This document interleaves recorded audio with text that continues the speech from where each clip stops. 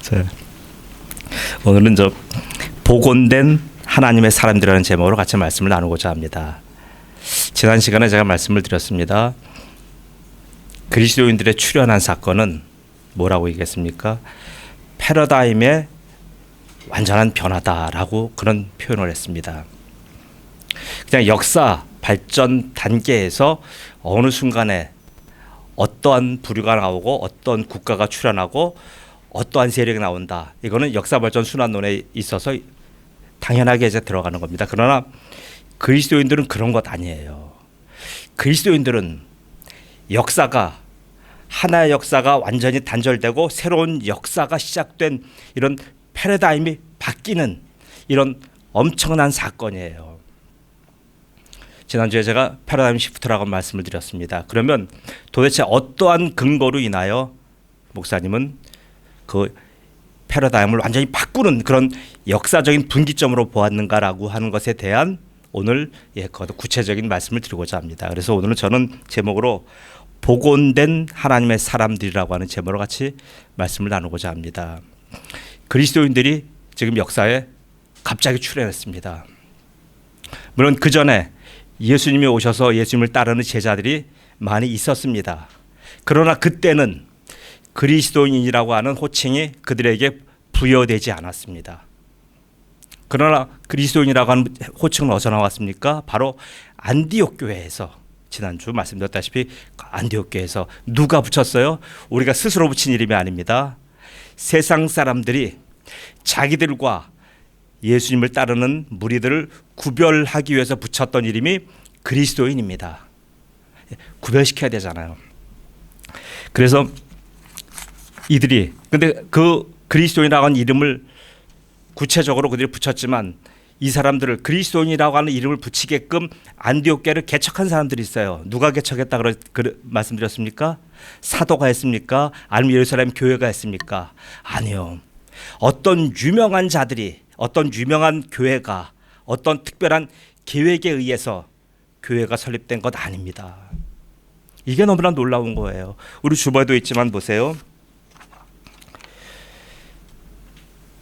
하나님께서 세상에 미련한 것들을 택하사 지혜 있는 자들을 부끄럽게 하려 하시고 세상에 약한 것들을 택하사 강한 것들을 부끄럽게 하려 하시며 하나님께서 세상에 천한 것들과 멸시받는 것들과 없는 것들을 택하사 있는 것들을 폐하려 하시나니 이는 아무 육체도 하나님 앞에서 자랑하지 못하게 하려 하심이라. 고린도전서 1장 27절에서 29절입니다.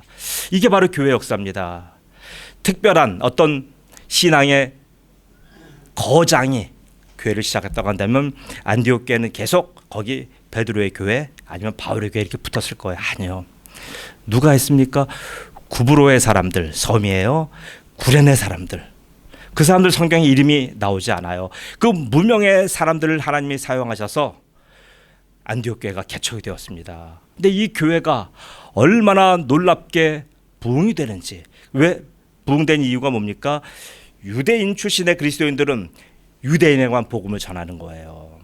그런데 이 지금 구브로와 구레네 사람들은 유대인에게 복음을 전하는 것이 아니라 어떻게 보면 성경 전략적인 우리가 방향에서 본다면 그들은 블루오션을 개척한 거죠. 이 유대인들은 레드오션에 갇혀 살았고 이들은 전혀 그들이 가지 않은 무수하게 많은 사람들, 그들의 시장을 공략한 거예요. 블루오션을 개척해서 바로 그곳에서 뭘 했습니까? 복음을 전했더니 자기들이 감당할 수 없는 수준이 돼버린 거예요. 그래서 어떻게 합니까? 이 사실이 예루살렘 교회에 다 보고가 되니까 예루살렘 교회에서 급히 사람을 수배해서 헬라에 정통한 구브로 사람 바나바를 보낸 거예요. 근데 이 바나바라는 사람은 여지껏 우리가 보면 참 저는 성경 신약에 나와 있는 많은 인물 중에서 바나바처럼 매력 있는 목회자는 없는 것 같습니다. 저 개인적으로 그래요. 저는 개인적으로 바울보다 바나바를 더 좋아합니다. 바울은 좀 인성이 좀 문제가 있는 것 같아요. 미안합니다, 바울 형님. 예. 근데 바나바는 성령에 충만하신 분이며 그리고 이분은 인성과 인격이 무척 훌륭하신 분이에요. 그래서 이분을 갖다 세워서 이분이 그 교회를 탄탄하게 이끌었는데 이분도 자기 힘이 벅찬 거예요. 그러니까 이 사람이 어떻게 됩니까? 바로 다음 세대 엔진, 하나님이 준비해 놓은 다음 세대 젊은 엔진을 바로 불러오는 거예요. 누구의? 그 사람은 사울입니다. 사울은 일찍이 하나님을 만나셔서 그에게 놀라운, 이렇게 오늘 패러다임 시프트와 같은 놀라운 대변혁을 그에게 허락하셨는데, 허락하고 나서 하나님이 바로 사용하지 않으셨어요. 여러분, 내가 하나님에 의해서 내가 하나님을 만나고 그리고 나서 내가 인생이 바뀌어서 그 다음부터 내가 전 세계를 나 홀로 복음화시킬 것 같은 그런 착각에 빠지지 마십시오. 하나님이 사울을 그렇게 만나주신 이후로 사울을 쓰시기까지 10년의 세월이 들어갔어요. 3년은 아라비아 사막에 두셨고 7년은 자기 고향 길리기아 다소에 두면서 훈련시키신 거예요. 그리고 나서 10년이 되는 그 어느 즈음에 바나바 목사님이 그 젊은 청년을 데려온 거죠. 그래서 같이 동역동사했습니다. 1년 동안 같이 하면서 교회가 날로 부흥해가고 또 이 당대의 두 영적 거장들이 성도를 다스리고 성도를 섬기니까 어떻게 됩니까? 놀랍게 변화가 된 거예요. 얼마나 놀랍게 변화가 됐고 사람들의 삶이 바뀌고, 성도들이, 세상 사람은 뭐로 봅니까? 성도들의 삶으로 판단하잖아요. 삶으로 판단해 보니까 저 사람도 우리와 다르다는 얘기예요. 다르니까 그들은 도대체 어떤 사람이냐, 바울의 사람이냐 아니면 바나바의 사람이냐, 이런 기준이 아니고, 아, 저 사람들이 늘 얘기하는 거 보니까 예수를 얘기하더라, 그럼 저 사람들은 예수의 사람이구나 라고 해서 그들을 그렇게 구별시켜 놓은 겁니다. 여러분 삶 속에서, 일터에서 그런 평가 받습니까? 여러분이 말 한마디 예수님 얘기 안 한다고 할지라도 세상 사람들이 여러분을 보시고 저 사람은 예수의 사람이요, 저 사람은 그리스도의 사람이요 라고 이런 평가 받고 사십니까? 그렇게 사신다면 여러분, 참 여러분은 복된 분들입니다. 저는 우리 은혜백교회 성도들이 여러분의 삶 속에서 일터와 직장과 가는 곳곳마다 저는 그리스도인입니다 라고 하는 놀라운 평가를 받길 예수님의 이름으로 축복합니다. 아멘.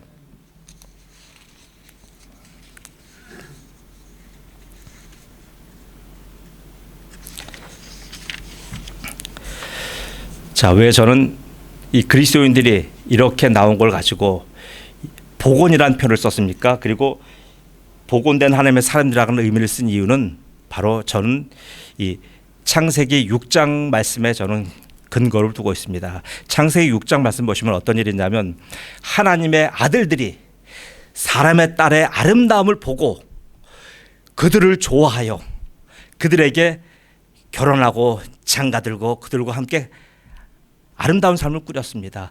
그 결과 어떻게 되었어요? 그 결과 나온 사람들을 거인이다, 용사다, 세상에 보기 드문 힘쓰는 사람이다, 네피림이다, 이런 사람들이 나오는 거예요. 그때 어떻게 되었습니까? 하나님이 그들을 보시고 하나님이 한탄하셨어요. 내가 사람 지었음을 한탄하시는 거예요. 왜? 그들의 행악이 얼마나 하나님의 마음을 아프게 했는지에 대해서 하나님께서 한탄하신 거예요. 보세요. 그 이후에 하나님은 세상을 어떻게 구원하기로 하셨습니까? 홍수라고 하는 심판으로 세상을 정죄하신 게 아니에요. 홍수라고 하는 심판을 통해 세상을 구원하신 거예요. 자꾸 우리가 홍수 심판을 세상을 정죄했다고 보셨지만 아니에요. 바로 하나님이 세상을 구원하신 거예요. 그 구원의 증거가 누굽니까? 노아잖아요. 노아는 하나님께 은혜를 입었더라. 그 노아를 통하여 하나님은 하나님의 구원을 분명히 보여주신 겁니다. 바로 세상 사람들이 자기들의 계획과 자기들의 삶에서 일어나는 여러 가지 삶의 정황을 가지고만 살아갈 수 없다는 것을 분명히 보여주셨어요. 그런데 지금 모든 예수님이 오시기 전에 사람들이 어떻게 살았다고요? 그 사람들이 지금 하나님의 아들들이 사람의 딸들과 결혼하여 같이 살아서 세상에 네피림이라고 하는 희한한 부족, 거인 부족, 용사 부족을 만들어내며 그 사람들의 숭앙하며 숭배하며 그렇게 살았던 거예요. 여러분 지금 보세요. 세상은 누가 지배합니까?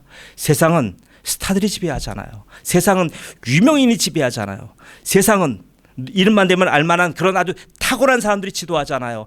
이런 사람을 성경은 뭐라고 합니까? 성경은 이런 사람을 바로 거인이라고 해요. 거인족이라고 하는 거예요. 이건 성경의 정신과 다른 거예요. 그런 사람들이 세상을 통치하고 지배하고 세상을 완전히, 누가 세상을 어렵게 만들어 갑니까? 우리 같은 평범한 사람들이 세상을 어렵게 만듭니까? 아니잖아요. 그 지혜와 많은 사람들의 지지를 받는 그 탁월한 사람들, 거인들이 세상을 어지럽게 만드는 거예요. 그래서 세상은, 한마디로 성경적으로 말한다면 세상은 거인 문화예요. 그러나 성경은 누구의? 성경은 바로 하나님은 그 거인들을 통하여 하나님의 사람을 만들고 구원의 복음을 전하지 않았어요. 여러분 분명히 아시기 바랍니다. 세상 문화는 거인들이 이끌어가는 거예요. 출중한 거인들이 이끌어가요. 스타가, 어떤 한 분야의 전문가가, 뛰어난 사람들이 전부 다 이끌어가는 거인족의 문화가 세상 문화입니다. 그러나 하나님은 바로 주님의 몸된 교회를 거인들을 동원하여 일하신 것이 아니라 무명의 사람들, 변방의 사람들, 전혀 알지도 못하는 그런 남녀들을 동원하여 하나님의 일을 해 나가신 거예요. 다르잖아요. 여러분, 이게 바로 지금 패러다임 시프트라는 게 바로 이런 의미예요. 하나님도 그럼 세상적인 기준에 따라서 세상의 거인들과 용사들과 세상의 당대 뛰어난 사람들을 동원하여 교회를 세우셔야 됐는데 아니잖아요. 무명의 용사들, 전혀 무지렁이 같은 분들, 아무것도 모르는 그런 분들을 동원하여 하나님은 하나님의 교회를 해나가신 거예요. 세상적으로 보실 때 얼마나 이것은 전략적인 미스입니까? 여러분이 어떤 회사의 주인이라고 한다면 그 회사를 누구한테 맡길 거예요? 전문가와 탁월하게 훈련받은 사람한테 맡길 거 아닙니까?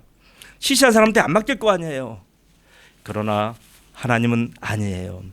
이 변방의 사람, 구부러 사람, 구련의 사람, 저같이 변두리 사람, 아무것도 모르고 하나님 앞에 한 거라고는 평생 죄진과밖에 할 것 없었던 이런 처절한 인간을 하나님 부르셔서 하나님의 복음을 전하는 종으로 세우신 거예요. 여러분 놀랍지 않으십니까? 그래서 하나님의 그 은혜에 한번 잡혔던 사람들은 그 은혜가 아니면 모든 것을 우리는 해석할 방법이 없는 거예요.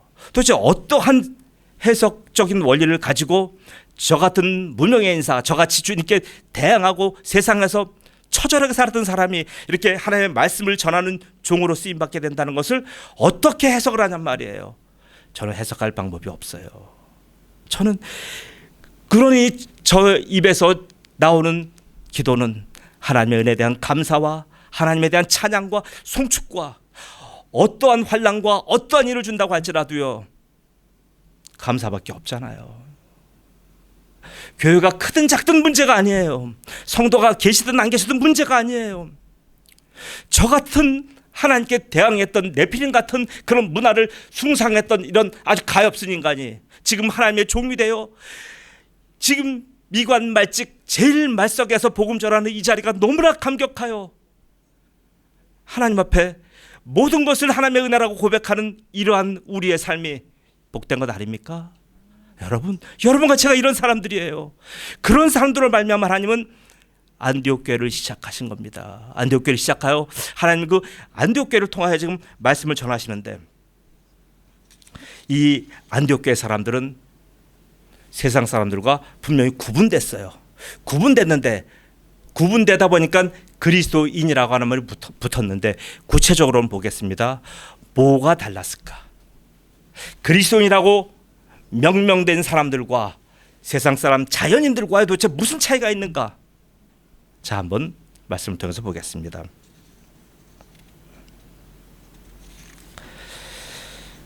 그리스도인은 한 분 하나님을 믿는 사람들입니다. 믿습니까? 예, 이게 달라요. 그 당시 안디옥의 인구가 50만이에요. 50만 중에 이제 나중에 번성해서 근 20% 한 10만 정도까지가 그리스도인이 되었다라고 하는 기록이 있을 정도로 그리스도인이 많았어요. 자, 그렇게 된다면 보세요. 도대체 그리스도인과 자연인은 뭐가 차이느냐? 그리스도인들은 한 분 하나님 믿어요. 그러나 많은 헬라인들은 뭘 믿어요? 아니요, 그들은 범신론과 그들은 다신론을 믿어요. 많은 신들을 믿는 거예요. 그러니까 그리스도인들이 한 분 하나님 그분만을 믿는 것을 이해를 못하는 거예요. 아니 신들이 이렇게 많은데 우리가 매사 눈 돌려보면 다 신인데 왜 저들은 한 분 하나님만 믿을까라고 얘기해요. 그러나 보세요. 제가 반론을 제기합니다. 여러분 세상에 동물은 식물은 수백만 종, 수십만 종이에요. 그러나 사람은 몇 종류예요? 한번 대답 좀 한번 해주십시오. 사람은 몇 종류입니까? 단 한 종류잖아요. 사람 한 종류예요. 왜 한 종류예요? 사람이 한 종류라는 것은 신이 한 분밖에 안 계시다는 뜻이에요. 근데 한 종류밖에 없는 인간이, 한 종밖에 안 되는 인간이 왜 수많은 신들을 창조했습니까? 논리적으로 안 맞잖아요. 오히려 논리적으로 말한다면 사람이 한 종이기 때문에 신도 한 종인 것 맞습니다. 그게 논리적으로 맞는 거잖아요. 근데 세상 사람들은 인간은 한 종류밖에 안 되면서 신은 수백만 종, 수천만 종의 신을 만들어내는 거예요. 이것부터가 다르잖아요. 그렇다고 본다면 범신론과 다신론은 잘못된 종교예요. 그러나 그리스도인들은 오직 한 분 하나님을 믿고 그 한 분 하나님의 말씀대로 살아가는 사람이라는 면에서 차이가 있는 거예요. 그래서 예수님 뭐라고 말씀하십니까? 요한복음 10장 3절에 영생은 곧 유일하신 참 하나님과 그가 보내신 자 예수 그리스도를 아는 것이니라 라고 모든 인생에 얘기한 거예요. 모든 인생들에게 너희들 인생은 곧 인생이 끝나고 모든 인생에게 하나님 주신 영생의 길이 있는데 그 영생은 한 분 하나님 한 분 예수 그리스도만으로 말미암음이라고 예수님 분명히 말씀하신 거예요. 자 보세요. 성경은 처음부터 다신론을 얘기하지 않습니다. 범신론을 얘기하지 않습니다. 그러나 세상 사람들은 많은 신들 중에 하나로서 예수 신을 받아들인 거예요. 그 덕에 그들의 다신론 때문에 어떻게 보면 기독교가 들어갈 수가 있었던 거예요. 그러면 사회 문화적인 현상으로 우리가 감사하게 생각하죠. 왜요? 한국 사회도 그랬잖아요.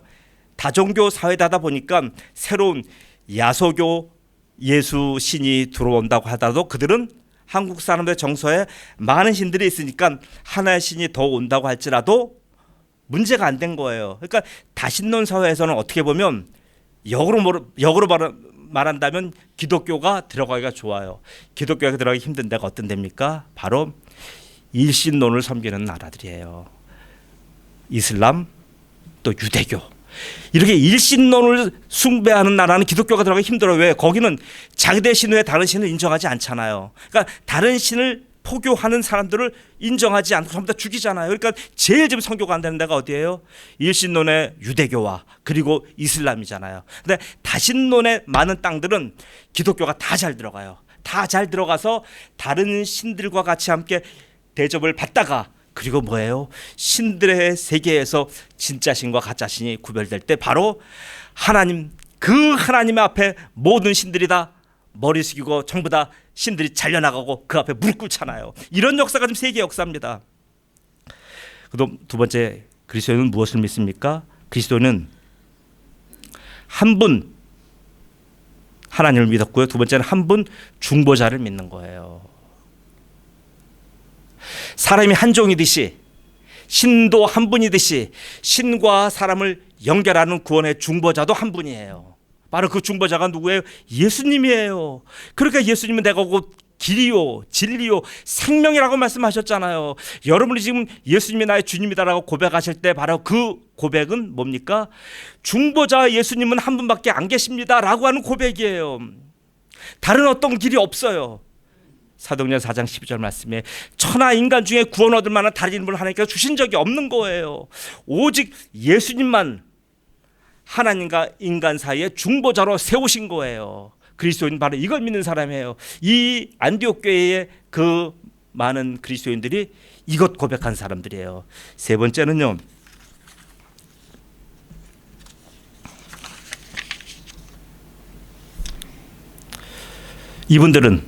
이 그리스도인들은 무엇을 믿습니까? 바로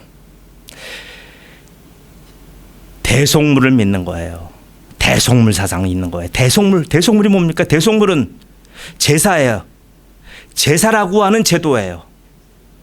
근데 그 당시 헬라는 제사라고 하는 제도가 아니라 그 사람들은 어떠한 것을 믿고 따르냐면 신탁이라고 하는 제도가 있어요. 신탁은 뭐예요? 신탁은 신의 뜻을 누가 가졌느냐, 신의 계시를 누가 받았느냐, 신에게 누가 어떠한 징조를 받았느냐, 그걸 신탁이라고 합니다. 오라클이라고 신탁을 갖고 얘기해요. 그러나 하나님의 사람들은 신탁 얘기하지 않아요. 우리는 그 누가 어떤 신탁을 가졌느냐에 따라서 그 사람을 쫓아가지 않아요. 그렇다고 본다면 여러분, 성령 은사 받았다고 해서 신탁을 받은 사람처럼 행세하는 사람도 얼마나 위험한 사람인지 아시겠죠? 그 사람이 받은 건 성령 충만함이지 신탁을 받은 게 아니란 말이에요. 근데 너무나 많은 지금 사람들이 어떤 분이 40일 기도하고 어떤 사람이 엄청나게 성령 은사를 받았으면 마치 그 사람이 신탁을 받은 것처럼, 신탁이란 건 신에 대한 어떤 놀라운 징조, 신이 그 사람과 함께 하고 계시다고 하는 놀라운 증거들이에요. 그런 증거가 나타났다고 그 사람한테 머리 숙이고 그 사람한테 놀랍게 무릎 꿇는 거예요. 이건 뭐예요? 이 사람들은 지금 신탁 사상에 있는 거예요. 우리 기독교는 신탁이 없어요. 우리의 신탁은 뭐예요? 우리의 신탁은 결국 대성물 예수 그리스도 그분밖에 없어요. 예수님이 중보자로 오셨는데 중보자로 오신 예수님은 어떻게 해서 예수님 중보자 되셨습니까? 대성물로 중보자가 되신 거예요. 예수님이 가만히 계셔서 와라, 나를 통과하면 무조건 하나님이 갈 수 있는 바로 내가 중보자다라고 말씀을 하셨다면 우리 모두는 그 예수님께 가까이 나가기가 굉장히 힘들었을 거예요. 왜요? 하나님도 어려운데 중보자 되신 예수님도 이해가 안 가잖아요. 너무나 어렵잖아요. 근데 중보자 되신 예수님이 우리에게 다가오신 거예요. 뭐로 다가오셨습니까? 소와 양과 염소와 비둘기로 다가오셔서 우리가 그걸 갖고 제사 지낼 때 그것을 태우고 그것을 완전히 하나님 앞에 제사 드리는 그런 제사 화제의 형식을 동원하여 죽었어요. 그 죽은 걸 통하여 제사 드리는 자가, 제사에 참여하는 자의 죄가 해결된 거예요. 대속물이에요. 이 대속물로 예수님이 다가오신 겁니다. 이건 놀라운, 이게 성경의 진리예요. 그래서 예수님이 마태복음 20장 18절에 이런 말씀하십니다. 28절이에요. 마태복음 20장 28절에 인자가 온 것은 섬김을 받으려 함이 아니라 도리어 섬기려 하고 자기의 목숨을 많은 사람의 대속물로 주려 함이라. 아멘. 대속물로 오신 거예요. 지금 우리 같은 미천한 존재를 위해서 우리가 아는 수준으로 예수님이 지금 내려오셔서 예수님이 겸비하셨다고 하는 거예요. 겸비라는 건 뭐냐면 내 수준으로 내려오신 거예요. 내 수준보다 못하잖아요. 양과 소와 염소는 나보다 못한 미물이잖아요. 미물의 수준으로 오셔서 그 미물이 나의 죄를 담당하는 대속물로 죽어가는 거예요. 그렇게 예수님이 오셨어요. 그런 대속물로 오셔서 예수님이 하나님과 우리 사이에 중보자가 되어시고 대속물이 되어서 죽어가신 그 예수님, 그 예수님으로 말미암아 우리가 새로운 종의 사람이 된 겁니다. 히브리서 9장 12절 말씀입니다. 염소와 송아지의 피로 하지 아니하고 오직 자기의 피로 영원한 속죄를 이루어 단번에 성소에 들어가셨느니라. 이게 우리의 신분이에요. 바로 예수님은 대속물로 오셔서 우리의 이 천한 우리의 모습, 인생 살다가 노아 시대에 그 하나님의 아들들이 사람의 딸들과 같이 통혼하고 같이 세상 문화를 즐기다가 그들이 하나님께 받은 사형 선고가 있어요. 인간의 수명은 120년이다 그러셨어요. 우리가 그 기껏 살아 이 땅 120년 살다가 죽어 넘어가는 인생들이에요. 그 인생에게 예수님은 그 인생을 그냥 인생 자체로 끝내게 하지 아니하시고 하나님의 속성이신 영생을 주기로 작정하신 거예요. 영생을 누가 줘요? 영생이신 그분이 우리에게 주시는 겁니다. 우리가 이 땅 살아갈 때 우리의 생명 120년도 누가 줬어요? 하나님이 주셨잖아요. 부모를 통해 우리가 주셨는데 그건 다 알아요. 자연인도 알고 우리도 알아요. 우리가 부모를 통하여 우리 받은 인생 120년은 우리가 누리고 살자. 모든 초점이 120년에 맞춰져 있어요. 그러나 하나님의 주시는 120년이 다가 아니에요. 영생이신 하나님, 그 영원이신 하나님의 그 영생을 우리에게 주시기로 하나님은 작정하신 거예요. 그것이 바로 우리 인간이 감당하지 못할 그 영원한 영생이 우리에게 있는 거예요. 예수님 그 영생 때문에 우리에게 주신 거예요. 그래서 성경은 처음부터 끝까지 뭐라고 얘기합니까? 하나님의 마음은 구원에 있는 거예요. 디모데전서 2장 4절 말씀, 하나님은 모든 사람이 구원받기를 원하시는 거예요. 하나님 모든 사람이 구원받기를 원하시는데 누가 거부하는 거예요? 사람들이 거부하는 거잖아요. 사람들이 나는 바빠요, 나는 여기 가야 돼, 난 저기 가야 돼요, 나는 할 일이 많아요. 우리가 초청에 응하지 않잖아요. 하나님이 계속적으로 지금 우리에게 외적인 콜링과 내적인 콜링을 계속하고 계셔요.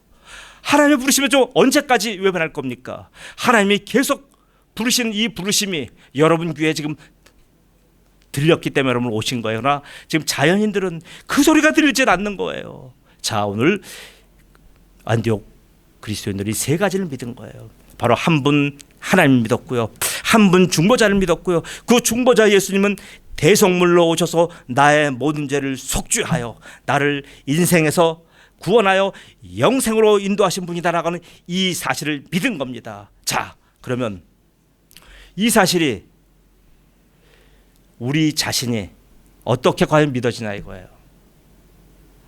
목사님, 저는 그렇게 교회 다녀도 한 번도 안 믿어집니다. 믿고 싶은데 안 믿어져요. 이런 분들 많아요. 그럼 여러분의 의지와 여러분의 결단과 여러분의 합리적인 사고를 다 동원해서 도대체 이 하나님을 내가 알았으니 이제 이 하나님을 내가 믿겠습니다라고 한다고 믿어집니까? 아니요, 그게 믿어지질 않습니다. 그러기에 여러분, 성령님이 이 땅에 오신 이유가 거기에 있는 거예요. 하늘 보좌에 계셨던 성령님께서 왜 이 땅에 왜 오신 거예요? 오순절 마가의 다락방에 그 불의 혀같이 갈라지며 그 급하고 강한 바람 소리같이 임하며 사람들에게서 다른 방언이 나오게 하신 그런 놀라운 방법으로 성령이 내려오신 까닭이 도대체 어디에 있어요? 바로 성령님은 지금 이 위대한 이 사실을 믿어지게 해주시는 분이 바로 성령님이십니다. 성령님 왜 다른 방법으로는 일체 이 놀라운 사실을 믿을 방법이 없어요. 많이 공부하신 분들이 얘기 많이 합니다. 그러면 목사인 저보다도 성경과 예수에 대해서 더 많은 지식인들이 많아요. 얼마나 유튜브 보시면 얼마나 뛰어난 분들이 많은지 몰라요. 근데 그분들은 예수에 대한 전문가는 될 수 있어도 예수에 대한 믿음의 사람은 될 수 없습니다. 왜요? 그들은 자기의 지성으로 하잖아요. 근데 우리는 여러분 지성과 여러분의 의지로 지금 이 자리에 와 있습니까? 아니에요. 여러분 지금 이 자리에 오신 까닭은, 여러분 입으로 예수 그리스도를 나의 주라고 고백하는 까닭은 무엇 때문이에요? 성령님 때문이에요. 성령님이 오셔서 여러분으로 하여금 그 예수 그리스도가 나의 죄를 위하여 대속물로 돌아가셨다고 하는 그 사실이 믿어지는 거예요. 여러분, 이것이 기독교적인 신비 아닙니까? 여러분, 이 은혜를 받은 거예요. 이 은혜에 어떤 은혜를 원하십니까?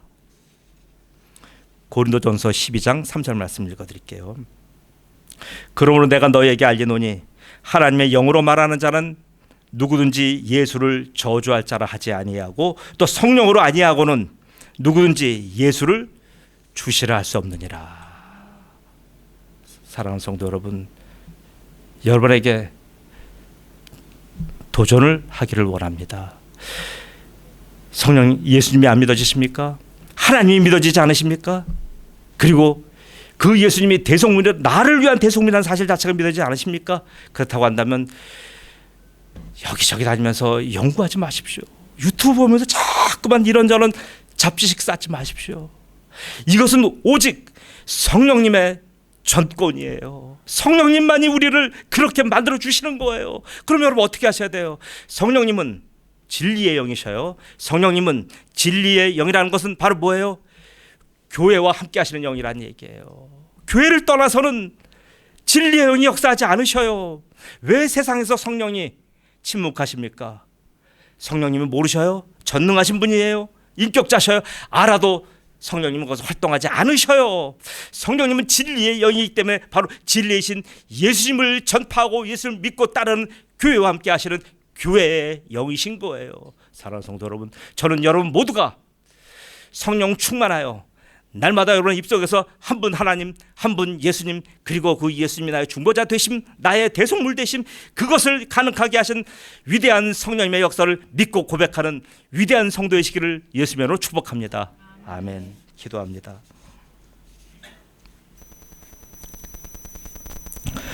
전능하신 아버지 하나님, 은혜 감사합니다. 아버지 하나님, 바로 이 무명의 일단의 그리스도인들이 이 위대한 사실을 성령으로 말미암아 믿어졌기에 자기가 믿어진 이 사항이 너무나 신기하여 홀로 간직할 수 없어서 바다를 건너 동방 땅 안디옥으로 와서 거기에 있는 헬라인들에게 그 지식이 있고 소피스트가 지배하고 철학자가 지배하고 헬라 문화와 철학이 지배하는 그들에게 과감하게 하나님은 한 분이십니다.